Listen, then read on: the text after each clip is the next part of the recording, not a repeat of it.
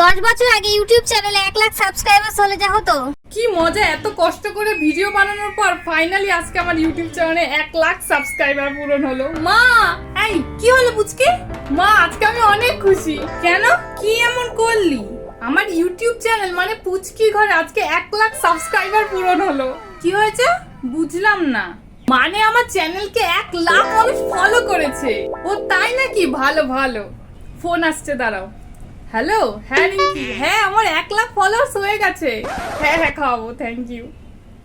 Hello, হ্যাঁ দিদি, হ্যাঁ হ্যাঁ 1 লাখ হয়েছে। আচ্ছা আচ্ছা। কে মা? দোলন কাকিমা তোর চ্যানেলের কথা বললো। ভালো কাজ করেছিস কিন্তু। হ্যাঁ মা, থ্যাংক ইউ। আর এখন ইউটিউবে 1 লাখ সাবস্ক্রাইবার হলে যা হয়। ও মাই গড, ফাইনালি তাহলে আজকে আমার চ্যানেলে 1 লাখ সাবস্ক্রাইবার হয়ে গেল। মা, এই কি হয়েছে রে? মা, আমার ইউটিউব চ্যানেলে আজকে 1 লাখ সাবস্ক্রাইবার হয়ে গেছে।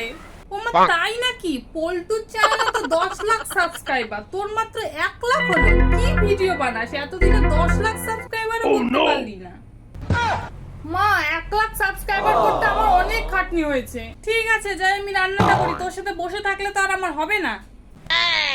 সঞ্চিকে ফোন করে বলি। হ্যালো সঞ্চি, হ্যাঁ ভাই আজকে আমার 1 লাখ সাবস্ক্রাইবার হয়ে গেছে ফাইনালি। বাহ, কংগ্রাচুলেশন। কিন্তু ভাই জানিস আমাদের ক্লাসে যে স্নেহা আছে, ওর মায়ের 12 লাখ সাবস্ক্রাইবার ইউটিউবে। কি, আমি তো জানতাম না। হ্যাঁ ভাই সত্যি বলছি, আমি দেখেছি। আচ্ছা ওসব ছাড় তো, কালকে তাহলে আমার তরফ থেকে তোদের সবার ট্রিট, ওকে? না ভাই থাক, 10 লাখে না হয় পার্টি করবো, 1 লাখ কোনো নর্মাল ব্যাপার, বুঝলি? ঠিক আছে, 1 লাখ নর্মাল ব্যাপার। আমি জানি সেটা আমি কত কষ্ট করে এটা করেছি। লাগবে না কাউকে, আমি একাই করবো বাকি। হ্যাঁ